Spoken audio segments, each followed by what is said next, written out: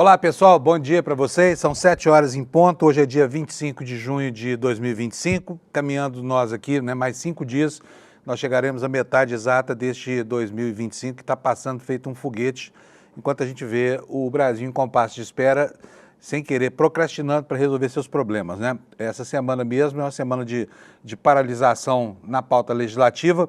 Os parlamentares todos lá, especialmente os nordestinos, estão envolvidos com as festas lá do São João do Nordeste, que antigamente era só um dia por ano. Hoje dura um mês inteiro, né? E é um mês de paralisia nas atividades parlamentares, a despeito do fato de que deputados e senadores podem votar à distância. E isso hoje provavelmente vai acontecer. Acontece que a produção legislativa brasileira está muito abaixo da crítica nesse ano, vocês não acham? Assim, apesar das emergências que existem no país, algumas emergências reais, outras supostas emergências, como, por exemplo, as questões da economia, né?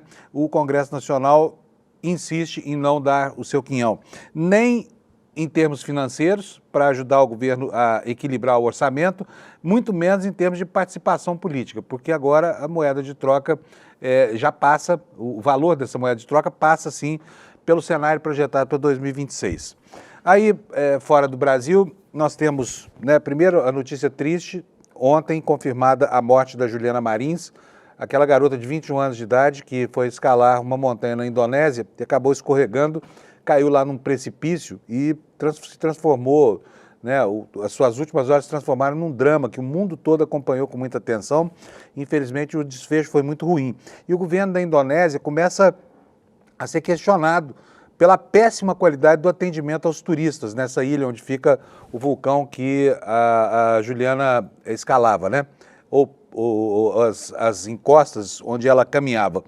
Os brasileiros, inconformados com esse desfecho trágico, depois de 4 dias de agonia que o país inteiro acompanhou, invadiram ontem as redes sociais do governo da Indonésia, protocolando as suas reclamações, né? É preciso dizer que a Indonésia é um país que parece prezar muito pouco certos valores humanos, como, por exemplo, solidariedade. Eles não se empenham em nada pelo bem-estar das pessoas por ali.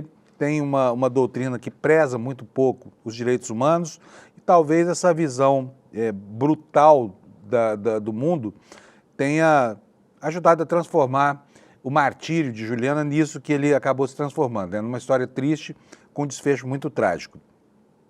Sobre a guerra continua paralisada. Ontem foi um dia muito complicado, porque essa história de armistício no Oriente Médio, ela surgiu do nada com o Trump avisando, inclusive surpreendeu seus próprios assessores que a guerra tinha acabado. Depois a guerra foi retomada e o Trump disse para os pilotos israelenses voltarem para suas bases, o que de fato acabou acontecendo, né? E hoje o mundo começa a discutir o poderio nas mãos de Trump, a jogada política que representou, a sua intromissão no problema lá entre Israel e os iranianos. E hoje a gente vai falar sobre a repercussão disso. E olha, gente, quem não mora aqui no Sudeste ou no Sul, hoje pode sair de casa sem preocupação de levar um casaco, mas as temperaturas congelaram aqui em São Paulo, daqui para baixo, enfim, de Minas Gerais, do norte de Minas para baixo, está todo mundo hoje levantando de casa encapotado porque tá frio pra caramba. Na hora que eu estava vindo para cá hoje, por volta de 5h15 da manhã, tinha locais em São Paulo que estavam com temperatura aí na faixa dos 5 graus, Estava gelado, gelado, gelado. Eu mesmo tive que ligar a calefação do carro porque a madrugada foi dura hoje, para muita gente. E daqui a pouco, se for possível ainda durante esse jornal, nós vamos fazer aqui um balanço sobre as ocorrências que sempre acontecem nas ruas de cidades como São Paulo, que concentram milhares e milhares de pessoas nas ruas desprotegidas, a despeito aí de algumas iniciativas de programas de acolhimento que mobilizam até mesmo estações do metrô para tirar essa gente da rua e evitar que morram congelados, E agora, como eu faço todo santo dia, eu vou falar sobre o futebol, porque nós temos um campeonato mundial acontecendo lá nos Estados Unidos, e os times brasileiros estão sobrevivendo. Mas quem vai conversar sobre isso comigo é o meu grande companheiro aqui, o Alex Amorim. Cadê tu, Alex? Bom dia. Bom dia, Panuso. Bom dia, comunidade. Como vocês estão? Tudo bem? Beleza, Alex. Alex, conta pra mim, como é que vai ser a história do Flamengo? Porque o Flamengo tem uma pedreira pela frente aí, Sim. Bayern de Munique, Isso. Ontem o Bayern de Munique entrou com o time misto, Panuso, contra o Benfica e perdeu. Nisso ele ficou em segundo colocado e vai pegar o Flamengo, que é o líder do grupo com o Chelsea. Então, domingo, 5 horas da tarde, teremos Bayern de Munique e Flamengo. Lembrando que, caso o Flamengo passe, ele vai ter nada mais, nada menos que o PSG nas quartas de final. Então, meio que complicou a vida do brasileiro, que o Bayern de Munique, querendo ou não, era o único dos europeus que estava jogando sério assim esse Mundial de Clubes, sem reclamar do calor nem nada do tipo. Muito bom. Então, coitados flamenguistas com essa jornada pela frente. E realmente é uma jornada titânica, né? Sim. E os demais clubes brasileiros, como é que estão posicionados aí? Eu sei que o Palmeiras passou raspando, né? Com aquele empate de ontem e de anteontem já, né? E Isso. os demais times, Botafogo e Fluminense? Certo. Então, o Botafogo vai enfrentar o Palmeiras, 1 hora da tarde no sábado. Hoje, como a gente vai ver nessa arte aqui, Panuso, o Flamengo joga...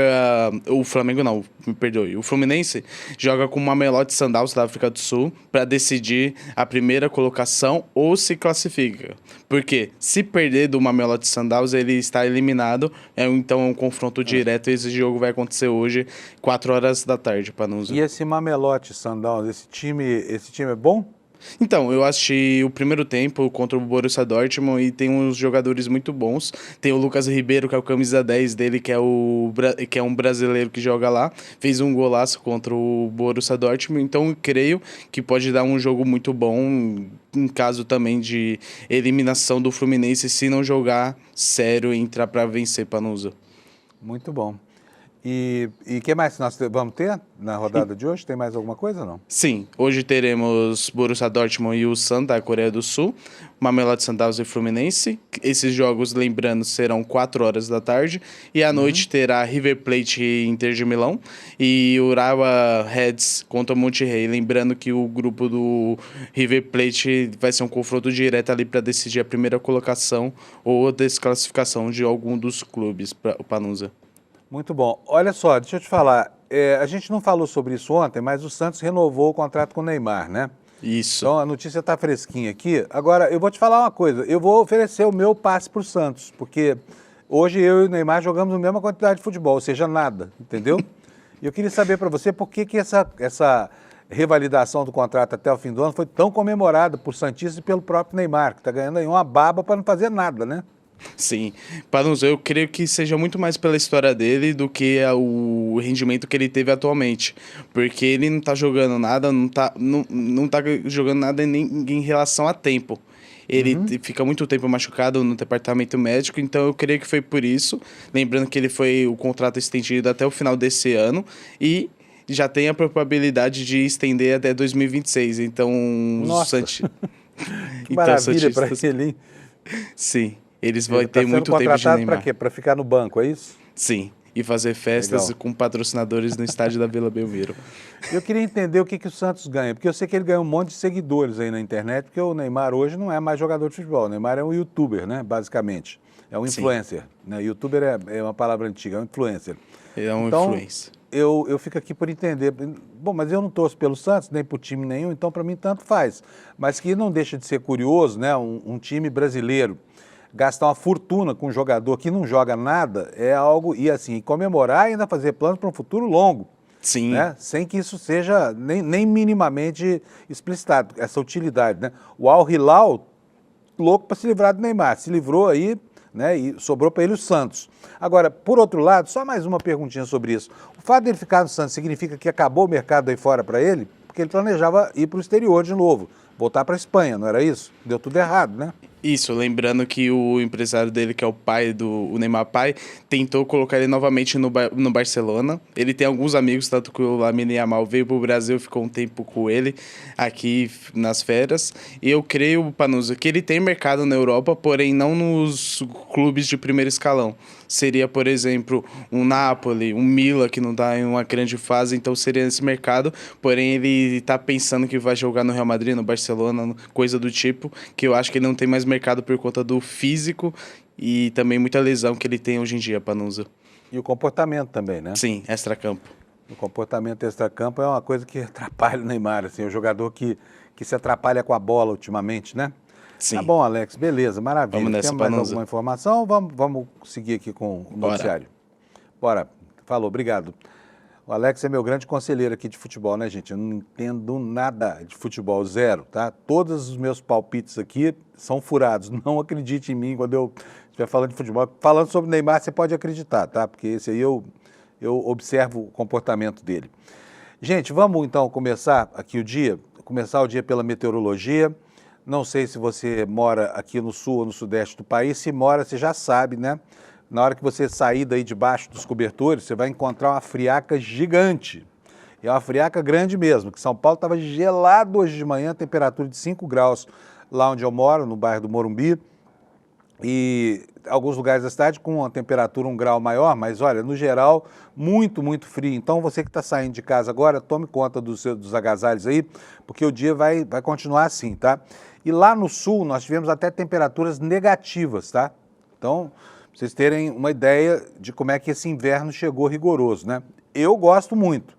Agora imagino aqui o sofrimento de quem está na rua, abandonado aí, né? Sem um lugar para se abrigar desse frio todo e sem roupas suficientes para enfrentar um frio inclemente desse, né?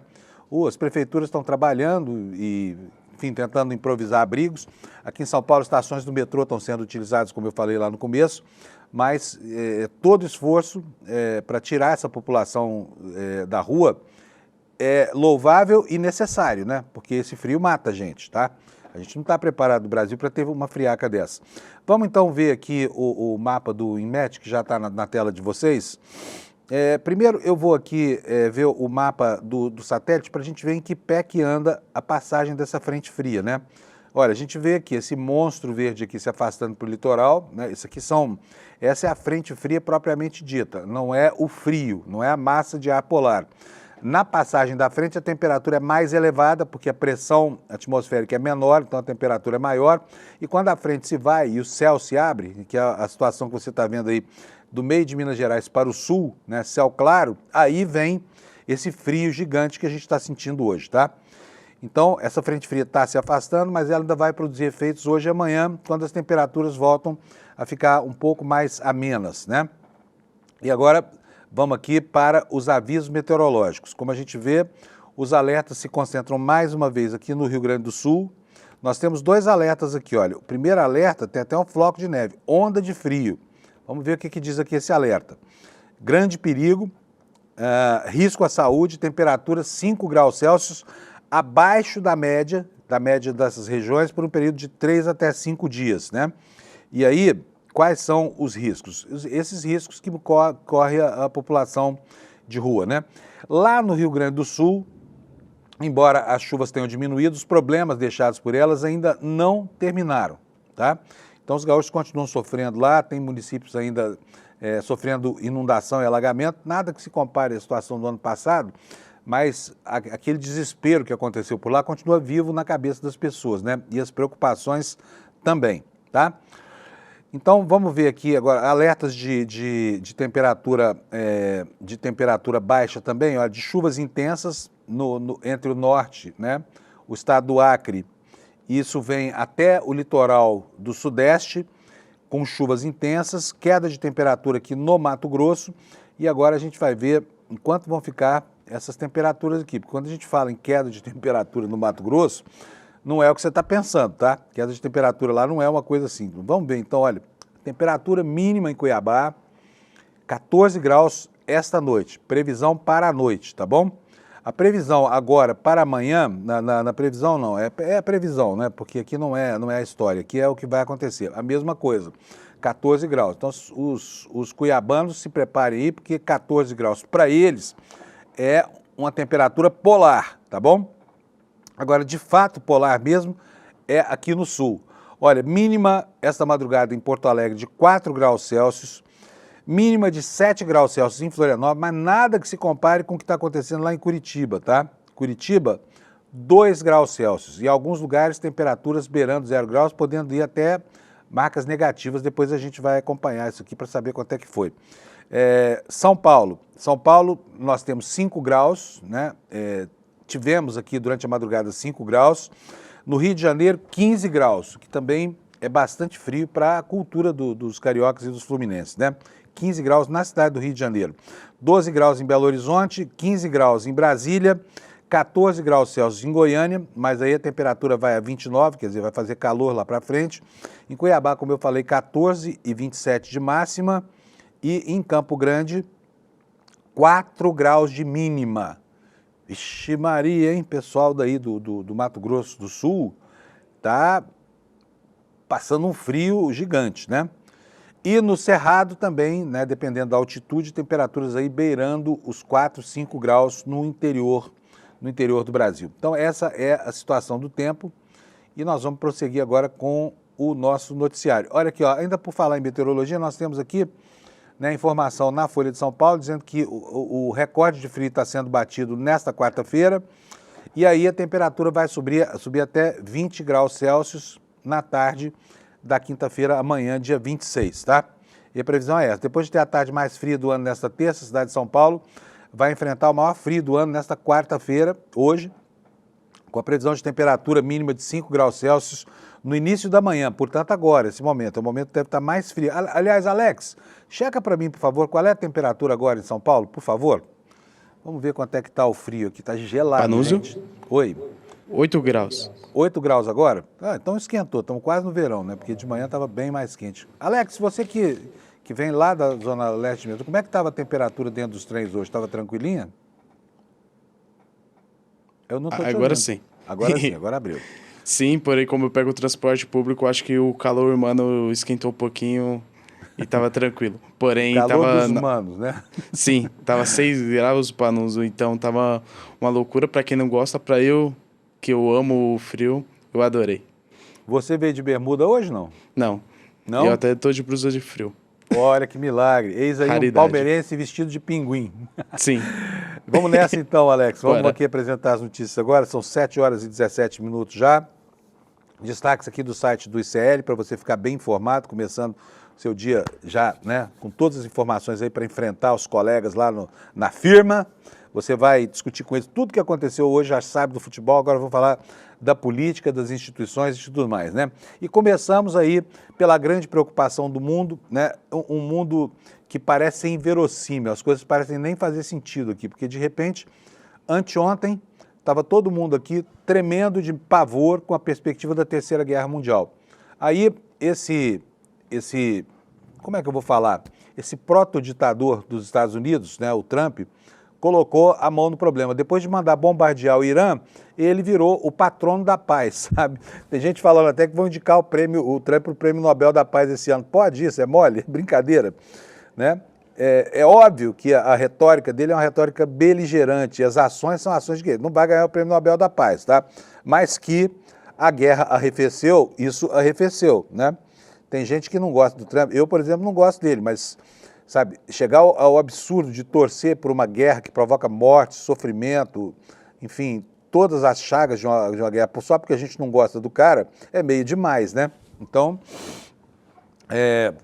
não falemos aqui que o Trump é um herói pacifista, mas reina uma paz, que é meio uma pax romana lá no Oriente Médio, né? E vamos ver até quando essa sensação de estabilidade no cenário geopolítico vai continuar, vai permanecer, né? O fato é que parece muito claro que o Trump teve um grande lucro com essas operações. Primeiro, quando coordenou junto com Israel esse massacre que está sendo feito lá contra as instalações nucleares para produção de energia elétrica no Irã, né, que também sacrificou a população civil.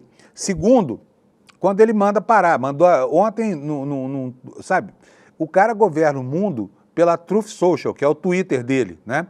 E ele ontem deu uma bronca no Netanyahu pelo Twitter, falou, olha, Israel não vai bombardear, não tem que bombardear ninguém, faça seus pilotos voltarem. E os pilotos voltaram. E desde então, os canhões silenciaram lá. Agora, no entanto, quer dizer, porque a sina das maldades, né, o contexto da perversidade do Oriente Médio, continua no massacre sistemático da população de Gaza, que é onde Israel falou que vai voltar agora de novo as suas atenções, né? E nós tivemos informações na imprensa de que essa crueldade contra os habitantes de Gaza, que tem sido bombardeado sistematicamente por Israel, já produziu 15 mortos por dia entre pessoas que iam buscar alimentos nas frentes de distribuição humanitárias mantidas pelo governo do Estado de Israel. Então, é uma selvageria que não cessa, que não para, e é um trabalho de limpeza étnica que Israel, agora, ao voltar as atenções para Gaza, diz que vai concluir, que, portanto, ainda não concluiu o seu ciclo de maldades, né? E o governo genocida do Netanyahu continua as suas incursões contra a população palestina lá de Gaza, né? Mas vamos voltar aqui a falar sobre a guerra de Israel e Estados Unidos contra o Irã. O Trump tinha usado uma palavra, eu até anotei aqui para a gente poder entender o que exatamente ele falou, porque é uma palavra muito pouco comum aqui no Brasil. Eu vou colocar para vocês aqui na tela. Ô, Alex, bota para mim, por favor, aí. Olha, a palavra é essa aí, obliterar. Ele disse que havia obliterado, né, as instalações nucleares do programa iraniano, do programa militar nuclear iraniano. O que significa obliterar? Significa fazer desaparecer pouco a pouco, apagar, quer dizer, tirar do mapa, né? Fazer sair ou fazer deixar de existir, destruir, eliminar, suprimir. É isso que significa a palavra obliterar. É uma palavra que aqui na língua portuguesa é uma palavra de pouco uso, muita gente não sabe o que ela significa. Mas será que houve mesmo a obliteração da capacidade de produção de artefatos nucleares supostamente do Irã? Vamos ver como é que os próprios jornais americanos retratam isso? Vou mostrar para vocês aqui na minha tela qual foi a repercussão lá nos Estados Unidos, tá? Mas eu vou colocar primeiro o destaque no CL, que traduz exatamente o que está em toda a imprensa do mundo hoje. Bota para mim, por favor, Alex. Olha, está no PowerPoint? Então, espera aí que eu vou tirar aqui do PowerPoint, porque já usamos o que precisávamos aqui do nosso querido PowerPoint aqui. Pronto. Pode botar aí na tela, Alex, que saiu. Beleza. Então tá aí. A manchete é essa aqui, tá no New York Times, a gente vai ver a capa do jornalão americano aqui. Olha aqui, ó. Ela tá aqui agora como uma manchete secundária, né? Mas, porque o assunto hoje nos jornais americanos, especialmente no New York Times, é a eleição do prefeito de Nova York, né? Um candidato democrata ganhou a eleição lá, abrindo caminho para uma nova liderança democrática. É um candidato socialista que chama Mamdani, né? E venceu o ex-governador Cuomo nessa eleição para prefeito lá na maior cidade dos Estados Unidos. E o jornal mudou a capa aqui,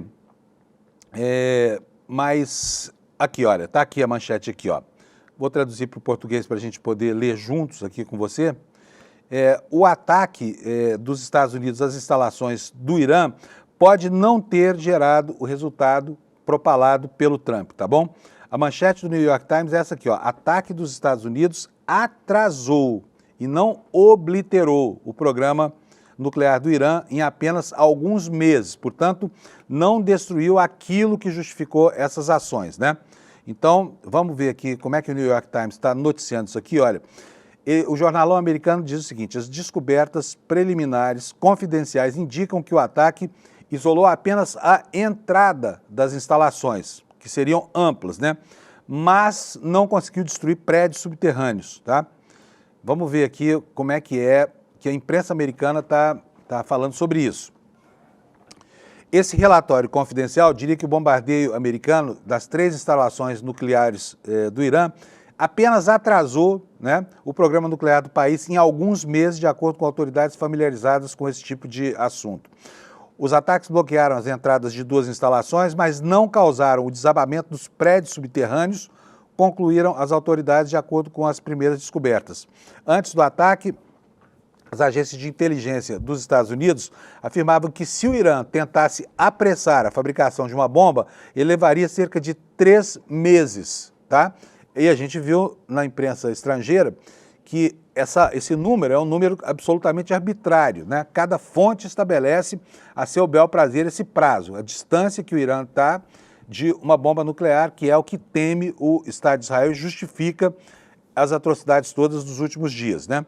Mas tem gente que diz que o Irã está a 3 meses da bomba e essa capacidade não se perdeu, apenas voltou um pouco para trás. Olha, após o bombardeio americano e dias de ataque da Força Aérea Israelense, o relatório da Agência de Inteligência e de Defesa estimou que essa perspectiva havia sido adiada por 6 meses, né? O relatório também afirma que grande parte do estoque de urânio enriquecido do Irã foi transferido antes dos ataques que destruíram pouco do material nuclear. O Irã pode ter transferido parte desse material para locais secretos, tá? É o que dizem aqui as autoridades dessa agência americana. E prossegue a reportagem do New York Times. Algumas autoridades israelenses disseram que também acreditam que o governo iraniano manteve pequenas instalações secretas de enriquecimento para poder continuar o programa nuclear secreto no caso de um ataque às instalações maiores. Outras autoridades observaram que o relatório constatou que as 3 instalações nucleares, Fordow, Natanz e Isfahan, sofreram danos moderados a graves, sendo a instalação de Natanz a mais danificada, e não está claro se os iranianos vão tentar reconstruir essas instalações danificadas pelas bombas lá, as bombas arrasa-quarteirão, né, que o Trump despejou no território iraniano. Ex-autoridades afirmaram que se o Irã tentasse desenvolver uma bomba rapidamente, seria um dispositivo relativamente pequeno e muito rudimentar. Uma ogiva miniaturizada seria muito mais difícil de produzir e a extensão dos danos a essa pesquisa mais avançada não está claro. Não está claro quanto o bombardeio atrasou essa busca por uma bomba de pequena potência, né? E uma bomba mais suja, inclusive. O Times afirma que oficiais militares da ativa e da reserva alertaram antes do ataque que qualquer esforço para destruir a instalação de Fordow, que está enterrada a mais de 76 metros abaixo de uma montanha, provavelmente exigiria ondas de ataques aéreos com dias ou até semanas de bombardeios nos mesmos períodos. Aviões de guerra americanos atingiram os mesmos locais pelo menos 2 vezes no sábado. B-2S, que são aqueles bombardeios em formato triangular, né?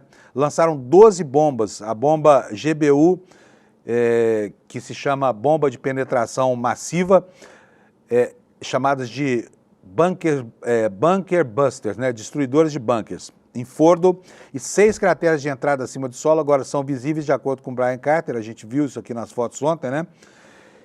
Só que muitos especialistas em bombas militares acreditavam que seriam necessários mais um dia de ataques para concluir esse trabalho. Então, os americanos fizeram essa pantomima toda, despejaram lá as bombas no complexo nuclear iraniano e não lograram nada, né? Mas tem um porém aí, conseguiram fazer um espetáculo de novo de tecnologia militar e isso restabeleceu uma autoridade que não se sabe de que maneira vai beneficiar Trump aí nos seus planos de se tornar um ditador global, né? Com toda a sua soberba. Vamos continuar aqui com os destaques do ICL. Olha, aqui no Brasil ontem aconteceram 2 acariações, né? Nós tivemos primeiro aí Mauro Cid contra Braga Neto, né? E olha, o que essa acariação revelou, já que ela não foi transmitida, a gente não sabe exatamente os termos do que aconteceu, a gente tem apenas versões dela, mas a gente sabe que o Mauro Cid se encrencou muito, né, e se apequenou nesse processo todo. Por quê? Porque as defesas agora têm argumentos mais sólidos para dizer que ele mentiu e para pedir que haja a desqualificação dessa peça da delação premiada. Ocorre que há uma farta jurisprudência, ou seja, há uma cultura no Supremo Tribunal Federal que consagra que, ainda que os benefícios sejam perdidos pelo delator, pelo X9, no caso por Mauro Cid, as provas que foram reunidas a partir das indicações de depoimentos em delação premiada continuam válidas. Só que os advogados de defesa de Bolsonaro e dos outros réus agora têm um argumento a mais para questionar a lisura desse processo de delação premiada, tá? E daí essa manchete com explicações que a gente realmente tem dificuldade de entender, porque elas parecem não fazer sentido, né?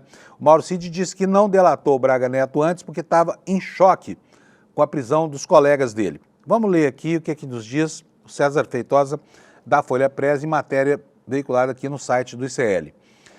O tenente-coronel Mauro Cid afirmou ontem que demorou a delatar a suposta entrega de dinheiro do ex-ministro Walter Braga Neto à Polícia Federal porque estava espantado com a prisão dos seus amigos militares acusados de planejar o atentado do ministro Alexandre de Moraes.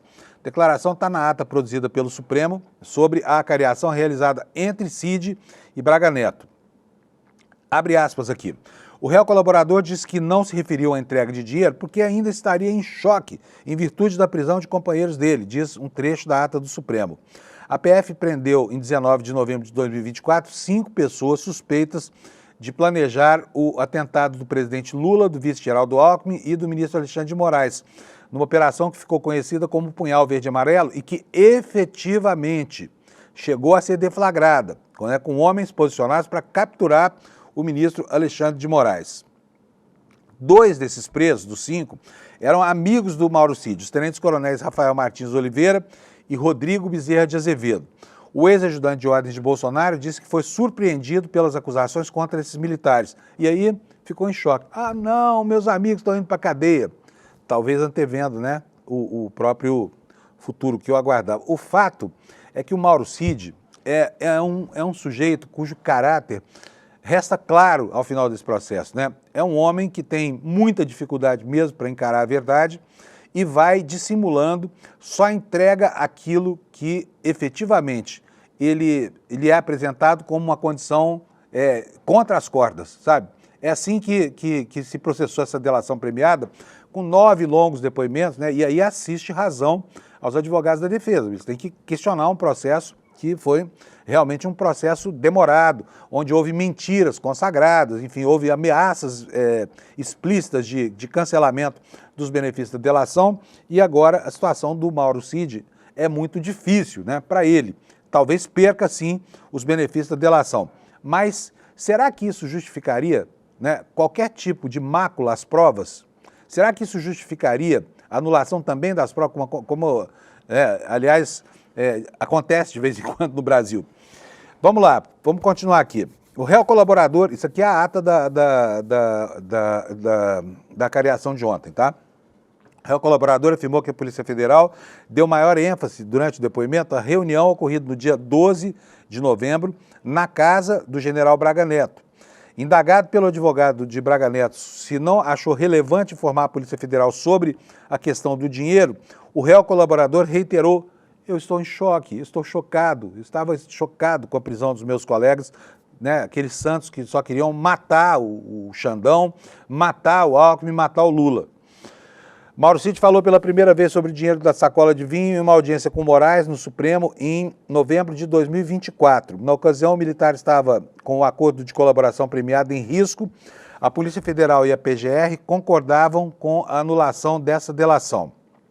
Mas o Braga Neto negou ao Supremo nessa terça-feira que tenha entregue esse dinheiro a Mauro Cid.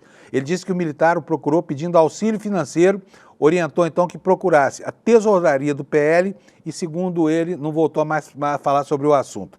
A controvérsia foi o ponto central da cariação entre Braga Neto e o tenente-coronel Mauro Cid. A avaliação das defesas dos réus é de que o assunto não foi esclarecido com a manutenção das versões conflitantes. Quem é que está com a verdade? Mauro Cid, que diz que o Braga Neto deu dinheiro, ou Braga Neto, que diz que o Mauro Cid é um mentiroso, né? Eu acho, e aqui achar não importa, não importa. O fato é que a ocorrência desse episódio, essa sim, está baseada muito na informação do Mauro Cid, que é a única pessoa que confirma essa história do dinheiro que teria sido entregue numa caixa de vinho. Caixa que, aliás, seria uma sacola, dessas sacolas pequenas que cabem uma garrafa de vinho só, tá bom? Prossegue aqui a reportagem no portal do ICL Notícias. Segundo a ata da cariação, o Cid diz que Braga Neto entregou a sacola de vinho lacrada e informou que a embalagem continha dinheiro, que deveria ser direcionado para suprir aquele pedido que anteriormente fora feito e negado pelo PL, né? O tenente-coronel disse que guardou o dinheiro, providenciou a entrega dos recursos para Rafael de Oliveira, um dos suspeitos de liderar a equipe que colocou em prática, então, esse plano, o Punhal Verde e Amarelo, para assassinar, capturar o Alexandre de Moraes e possivelmente também assassinar Lula e Alckmin. A defesa de Braga Neto aproveitou as inconsistências da fala do Mauro Cid e a falta de provas para afirmar que o delator mente ao Supremo. Segundo os advogados dele, esse assunto é um escândalo. Mentiu perante o Supremo mais uma vez, né, tomando como referência a versão apresentada pelo Braga Neto, que nega a ocorrência desse episódio. Outra controvérsia que não foi esclarecida na cariação foi a reunião realizada na casa do Braga Neto em 12 de novembro de 2022, entre os réus e 2 militares acusados de serem o braço operacional da tentativa do golpe de Estado. Cid diz que deixou o encontro antes para participar de uma reunião no Palácio da Alvorada e ainda afirma que os militares teriam discutido questões operacionais diante da indignação com o resultado das eleições, depois que Cid, ajudante de ordens à época, né, deixou a casa do Braga Neto. O general negou as informações, disse ao Supremo que recebeu os militares em casa porque gostava de Mauro Cid e atendia, então, a pedido para cumprimentos e fotos, mas negou conhecer esses amigos do Mauro Cid. Qual é a declaração na ata? Indagado pelo ministro relator se conhecia o coronel de Oliveira, o general Braga Neto disse que jamais manteve qualquer relação com o mesmo, que até pode ter servido sob suas ordens, mas como interventor.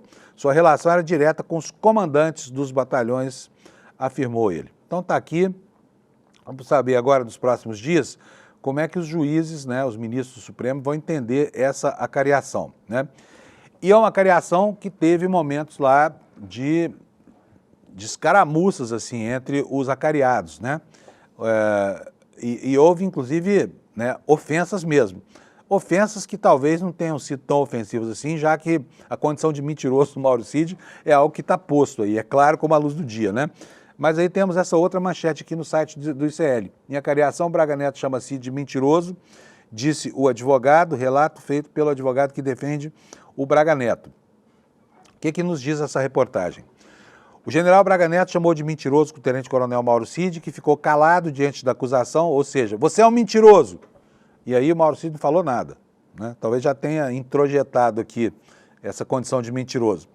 Mas, enfim, isso tudo aconteceu durante a cariação realizada, né, para apurar o papel de cada um dos personagens na tentativa fracassada de golpe de Estado. O relato foi feito pelo advogado José Luiz de Oliveira Lima, o famoso Juca, que defende o Braga Neto. Após a cariação, ele disse aos jornalistas que o general Braga Neto, em 2 oportunidades, afirmou que o Mauro Cid, que permaneceu o tempo todo com a cabeça baixa, era mentiroso. E ele, Cid, não retrucou quando teve oportunidade, ficou calado. Réus na ação penal, Cid e Braga Neto, ambos militares do Exército, ficaram frente a frente por mais de 1h30 na manhã desta terça-feira, nessa cariação conduzida pelo ministro Xandão. O procedimento foi realizado a pedido da defesa de Braga Neto, né, ex-ministro da Defesa da Casa Civil do Bolsonaro. Ele acusa o Cid, antigo ajudante de ordens do ex-presidente, delator da trama golpista, de mentir nos depoimentos, tá? E a matéria também nos fala que a audiência foi fechada, o que eu, pessoalmente, reputo como um erro do Supremo Tribunal Federal. O que poderia haver de secreto, que a opinião pública não pode tomar conhecimento nessa cariação, que muito provavelmente terá o seu teor liberado para a gente nos próximos dias, tá bom? Olha, mudando um pouco de assunto, tem uma matéria aqui no site do ICL que dá a medida do descontrole que existe em relação ao traqueamento, né? Ao cadastro animal brasileiro e a possibilidade de rastrear a origem do gado, que muitas vezes é usado para a produção de insumos da indústria de luxo na Europa, né? E agora estamos descobrindo aqui que, por obra de uma ONG chamada Earthsight, né, que fez uma investigação que uma boa parte do couro que é usado para a confecção de roupas e produtos de grife, bolsas, calçados, na Itália, provém de frigoríficos que compram a carne de fazendeiros que criam gado em terras indígenas e em terras ocupadas, terras de reserva da Amazônia, tá? Daí essa manchete: grifes de luxo usam couro proveniente de desmatamento ilegal do Pará, diz estudo. Investigação da Earthsight, com colaboração da Repórter Brasil, identificou uma rede de fornecedores de couro e olha as marcas para as quais eles vendiam esse couro. Olha, Chanel, Balenciaga e Gucci, né? Você sabe quanto custa uma bolsinha da Chanel? Pode custar 30 mil reais, 35 mil reais, tá? Uma bolsa pequena. E aí, o que essa matéria está dizendo é que essa fortuna, a fortuna desse artefato, essa fortuna pode ser construída, né, à custa de um crime ambiental praticado aqui no Brasil por fazendeiros que vão devastando a Amazônia e ocupando terras que não lhes pertencem. O que a Poliana Dalabrida, da Repórter Brasil, nos conta nessa reportagem? A matéria fala o seguinte: grifes internacionais estão comprando couro de empresas que têm vínculos com fazendas que criam animais em terras indígenas em áreas desmatadas ilegalmente da Amazônia. É a conclusão do estudo publicado ontem, terça, pela britânica Earthsight. A investigação, realizada em colaboração com a Repórter Brasil, analisou decisões judiciais, imagens de satélite, registros de embarque e se infiltrou em feiras do setor para desvendar essa rede de fornecedores de couro para essas marcas que eu falei, Chanel, Balenciaga e Gucci. De acordo com esse estudo, a quase totalidade, não é pouca coisa não, a quase totalidade do couro exportado do Pará para a Europa tem como destino a Itália. E uma boa parte desse couro é comprado pelas empresas Conceria Cristina e Faeda, dois curtumes da região italiana do Vêneto, onde é processado e rebatizado como couro italiano. O couro é produzido no Brasil, depois vira couro italiano, depois de tratado lá na Itália, né? E essas empresas fornecem para dezenas de grifes e, além dessas grifes, também oferecem para a indústria automobilística, para os bancos de couro, né? E para empresas de designs de interior. Além dessas marcas já citadas, né, Chanel, Balenciaga e Gucci, a Conceria Cristina fornece o couro adquirido no Brasil para as grifes americanas Coach, é uma marca que tem a geração Z como público-alvo e vende bolsas entre R$ 1.900 e R$ 3.800 lá, tá? Valores que, inclusive, são considerados acessíveis para os costumes dessa indústria de luxo, né? E a relação comercial entre a Coach e a Conceria Cristina foi informada por um representante do curtume italiano aos pesquisadores dessa ONG Earthsight que fez o estudo. A investigação aponta que um fornecedor-chave das empresas italianas é a Durli Couros. Quem é a Durli Couros? Durli Couros é o maior exportador de couro do Pará para a Europa. Segundo registros de exportação analisados por essa ONG Earthsight, a Durli Couros exportou para a Itália 90% de todo o couro produzido no Pará entre 2020 e 2023, totalizando 14,7, quase 15 toneladas, tá? E aí vou colocar aqui, não vou ler a matéria inteira, você pode ler no nosso site depois, mas eu vou só informar vocês, olha, a Frigol é um dos 5 maiores frigoríficos do país. Esse Frigol abate o gado, né, e vende o couro para essas empresas que depois vão colocar esse produto lá na Europa, né? Ela abate 2.400 cabeças de gado por dia nas suas instalações lá no Pará. Em outubro de 2024, o IBAMA multou essa empresa, Frigol e outros frigoríficos, porque compraram 18 mil cabeças de gado criadas em áreas de floresta amazônica desmatada ilegalmente nos estados do Pará e do Amazonas, tá? Vamos prosseguir aqui com o noticiário. Vamos falar um pouquinho agora sobre a fraude do INSS, tá?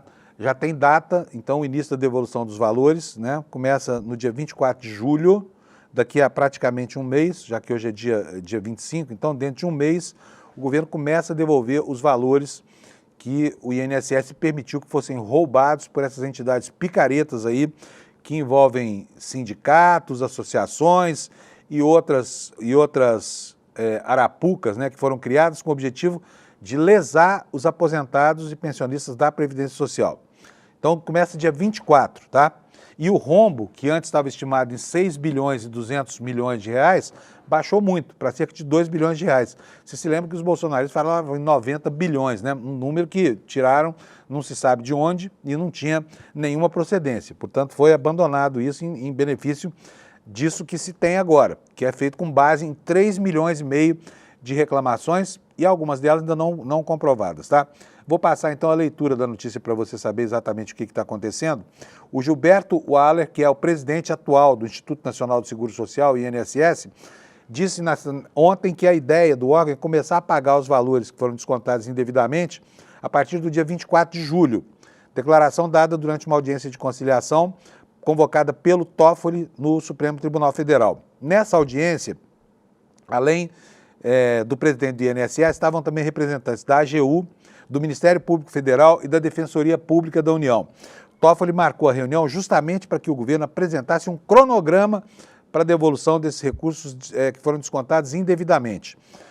Em abril, a Polícia Federal revelou um amplo esquema de fraudes e desvios de dinheiro de aposentadorias e pensões do INSS. A Polícia Federal afirma que as associações que oferecem serviços a aposentados cadastravam as pessoas sem autorização, com assinaturas falsas, para descontar mensalidades de benefícios pagos pelo INSS. Prejuízo que, como eu disse lá no começo, chegou a mais de 6 bilhões de reais como estimativa entre 2019 e 2024. Lá no Supremo, o presidente do INSS revelou que os pagamentos começariam no dia 24 de julho, em lotes a cada 15 dias. No primeiro lote, cerca de 1,5 milhão de beneficiários receberiam os valores, o segundo pagamento seria em 9 de agosto e o terceiro em 24 de agosto. Né? E a matéria no nosso site dá conta de que 3 milhões e 400 mil segurados do INSS já pediram a devolução do dinheiro. Ocorre que, e isso não está nessa matéria, ainda não está provado que o benefício foi descontado de maneira irregular em boa parte, inclusive na maior parte. Esse número pode chegar até 80% das reclamações, tá?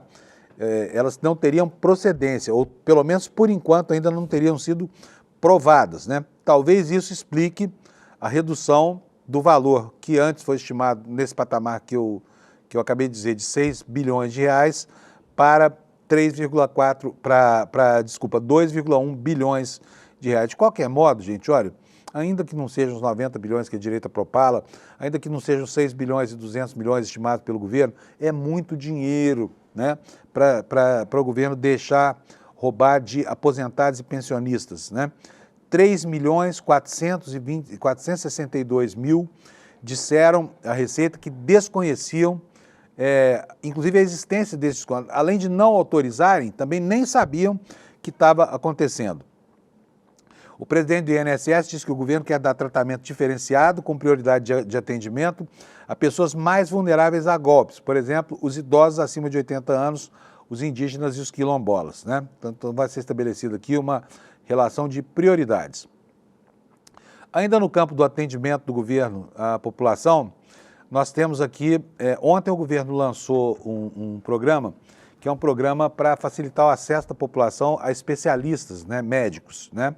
E esse programa inclui uma medida saneadora de dívidas dos hospitais, que agora vão poder, para quitar dívidas para com o governo federal, prestar serviço à população por intermédio dos programas do SUS, né? E por daí essa manchete que você está vendo aí na tela. O governo prevê trocar até 50% das dívidas em hospitais privados por serviços do SUS, percentuais apresentados ontem à imprensa pelos ministros da Saúde, Alexandre Padilha, e da Fazenda, Fernando Haddad. O que nos diz a reportagem? A principal aposta do governo Lula para a área da saúde, o programa Agora Tem Especialistas, prevê abater até 50% das dívidas de hospitais privados e filantrópicos por meio da troca de serviços prestados ao SUS. O percentual se aplicará aos hospitais com dívidas inferiores a 5 milhões, quer dizer, quem tiver dívida maior do que essa está fora. As unidades com débitos entre 5 e 10 milhões trocam até 40% só dos valores cobrados pelo governo, e os hospitais que devem mais de 10 milhões vão poder fazer essa permuta, livrando 30% das suas dívidas. Percentuais foram apresentados à imprensa pelo Padilha, né? E o governo abrirá nos próximos dias um edital para credenciar hospitais que desejem aderir ao programa. O ministro da Saúde disse que os primeiros atendimentos de pacientes do SUS em unidades privadas devem ser feitos já em agosto. Esse programa também estabelece que os hospitais credenciados devem oferecer consultas, cirurgias, exames e outros procedimentos que somam ao menos 100 mil reais em produção para o SUS. O valor cai a 50 mil nos casos de serviço para regiões com menos instituições privadas. O governo espera mobilizar 2 bilhões por ano em troca de dívidas de hospitais privados e filantrópicos por esses serviços ao Sistema Único de Saúde. Tá? Vamos prosseguir aqui com o noticiário brasileiro, tá? Porque o nosso tempo hoje está bem curtinho, e eu quero mostrar para vocês aqui um caso que é absolutamente escandaloso lá em Santa Catarina, tá? Santa Catarina, como se sabe, é um estado brasileiro que optou por ajudar a quem não precisa de ajuda, né? Enfim, lá está no alvo do governo, com ações benevolentes, né? A classe média alta e os mais ricos. Mas olha isso que você vai ver agora. Uma investigação, nos dá aqui o UOL, achou 858 milionários, tá? Alunos milionários no programa Universidade Gratuita em Santa Catarina. Milionários, tá? A reportagem nos conta que estudantes com patrimônio milionário, como barcos e carros de luxo, estavam cursando o ensino superior de graça, embora, né, tenham dinheiro para pagar, com bolsas oferecidas pelo governo de Santa Catarina, de acordo com investigações do TCE, Tribunal de Contas do Estado. Isso aqui é o Bolsa Familionário, né? O TCE identificou 18.283 inscrições de alunos no programa Universidade Gratuita com indício de irregularidade, 18 mil. Prejuízo aos cofres públicos lá de Santa Catarina, governada por aquele insofismável Jorginho Melo, chega a 324 milhões com esse subsídio para os ricos, tá? Para os estudantes milionários. 858 alunos com patrimônio de 1 milhão ou mais cursavam com bolsa integral, não precisavam pagar nada. Bolsas do programa Universidade Gratuita e do Fundesc, que é o Fundo de Apoio à Manutenção e ao Desenvolvimento da Educação Superior Catarinense, em que foram constatadas irregularidades. São direcionadas a pessoas em vulnerabilidade econômica. Você já viu milionário com vulnerabilidade econômica? Ou pessoas que não conseguem bancar os custos com a própria renda. O Fundesc gerencia parte da verba destinada a essas bolsas. Desse total de milionários, olha só, 12 desses alunos possuem um patrimônio de mais de 10 milhões de reais. É brincadeira? Em relatório, o TCE de Santa Catarina aponta que esses números destacam a presença de grupos familiares com patrimônio significativo, mesmo dentro do universitário de beneficiários do programa. Alunos omitiram informações sobre bens familiares, ao menos 3 tipos de fraudes foram identificados no relatório do tribunal obtido pelo UOL. Os dados são relativos ao segundo semestre de 2023 e a todo o ano de 2024, tá? E os números são esses aqui. 15.281 pessoas omitiram informações de bens do grupo familiar. 4.430 alunos apresentaram indícios de incompatibilidade da renda, declarando valores inferiores. E 1.699, 1.700, né, para arredondar aqui, teriam deixado de informar vínculo empregatício, né? E olha só, alunos cursavam as faculdades de graça, mas tinham Land Rover, né? Land Rover custa 300, 400 mil reais, né? Barcos, galpões industriais. Nos casos levantados pelo TCE, alunos com rotinas de luxo declaravam, coitados, não podemos pagar a mensalidade, vamos pendurar tudo lá na prateleira do Jorginho Melo, que é um homem tão bom com os pobres ricos deste país aqui. Olha só, eu falei aqui 300, 400 mil reais, mas não é isso não. O Land Rover Defender custa 733 mil reais. Tinha aluno andando lá de Porsche Carrera 911, Porsche 911 4S, 603 mil reais esse carro. Tinha aluno dono de caminhão Scania, 658 mil de valor. E de jet skis, né, aqueles que o Bolsonaro adora, 132 mil reais. Ainda conta no levantamento do TCE que os estudantes possuíam casas e apartamentos de luxo, e alguns eram donos até de grandes terrenos e salas comerciais que valiam entre 13 e 15 milhões de reais. Esses bolsistas constavam em listas de sócios de empresa com capital milionário. Em um dos casos, o aluno era sócio de uma empresa, olha, um capital de 21 milhões de reais. E aí, fica aqui a pergunta para o governador de Santa Catarina. Um homem cuja devoção à parcela mais rica e branca da população chega a ser comovente, sabe? Mas fica a pergunta aqui. E os pobres do estado dele, que deveriam estar ocupando essas quase 1.000 vagas, né, destinadas a milionários? Não estamos falando de classe média, estamos falando de gente muito abonada, de gente muito rica. Né? E as pessoas que deveriam estar nessa posição de receber porque mereciam sim o subsídio social. O que foi feito delas? Né? Será que elas encontraram uma vaga em alguma universidade? Gente, por falar em escândalo, nós temos aqui alguns minutinhos ainda, eu vou falar com vocês um pouco de economia, né? E olha só, ainda falando sobre a questão do INSS, né, cujo pagamento está previsto para o próximo dia 24 de julho, ontem o Toffoli disse que a Corte, o Supremo, não pode autorizar um crédito extraordinário para que o governo possa ressarcir a essas pessoas que foram lesadas pelo INSS. Declaração que aconteceu em uma audiência de conciliação, a qual eu já me referi aqui, que foi promovida pelo ministro com participação da AGU, CGU e Advocacia Pública da União, né? E o que nos disse aqui o Toffoli sobre o problema? O Toffoli, ministro do Supremo, disse nesta terça que não cabe ao Supremo autorizar ou não um crédito extraordinário para que o governo possa reparar os aposentados e os pensionistas do INSS. Declaração feita durante uma audiência de conciliação convocada, como eu disse, com vários órgãos interessados no problema. O que disse o Toffoli? Esta corte não autoriza crédito extraordinário. Esse é um ato que pode ser de iniciativa apenas do presidente da República, editando uma medida provisória. O crédito deve ser analisado ou não pelo poder competente, que é o poder legislativo. Então, como a gente está vendo as dificuldades todas do governo Lula, né, a gente pode intuir que esse assunto não terá vida fácil lá no Congresso, embora essa fraude envolva dois governos. O governo Bolsonaro, que, ao que parece, foi o grande responsável pela criação dos mecanismos de fraude, né? E também ao governo Lula, porque ficou 2 anos aí vendo o problema acontecer e não tomou, só veio tomar uma atitude agora esse ano, né? Então tá bom, então é isso que vai acontecer. E paralelamente a isso, e aí o ministro Haddad, né, tem que correr para tentar conseguir fazer das tripas coração. Por quê? Porque o Brasil está exaurido de dinheiro e se não tiver boa vontade do parlamento, vai se criar uma situação imponderável no Brasil, né? E aí o Haddad baixou uma ordem, disse o seguinte, olha, está aí na tela para vocês, matéria do valor econômico. Aumento das despesas está congelado até que o governo encontre sustentabilidade de gastos, foi o que disse o Haddad. Ele contou que tratou numa reunião com o presidente Lula de novos instrumentos de crédito imobiliário para a classe média com garantia.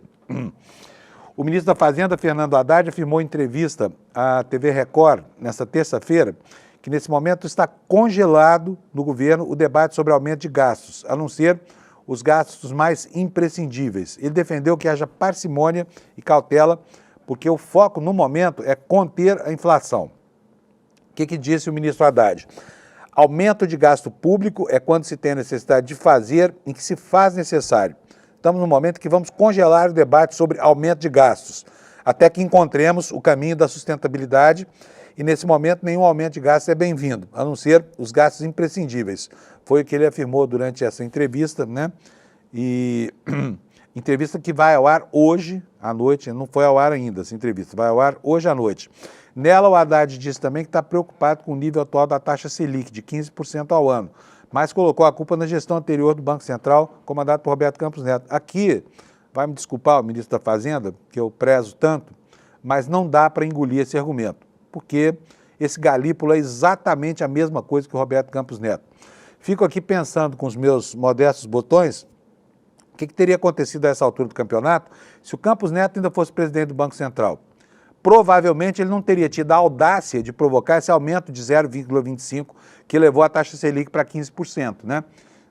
Só lembrando aqui, cada ponto percentual nessa taxa escorchante que o Banco Central arbitrou equivale a 70 ou 80 bilhões de reais a menos no orçamento da União. Por quê? O dinheiro do banqueiro sai antes de tudo, né? E se o banqueiro não tira o dinheiro dele da frente, o governo não pode investir, tá?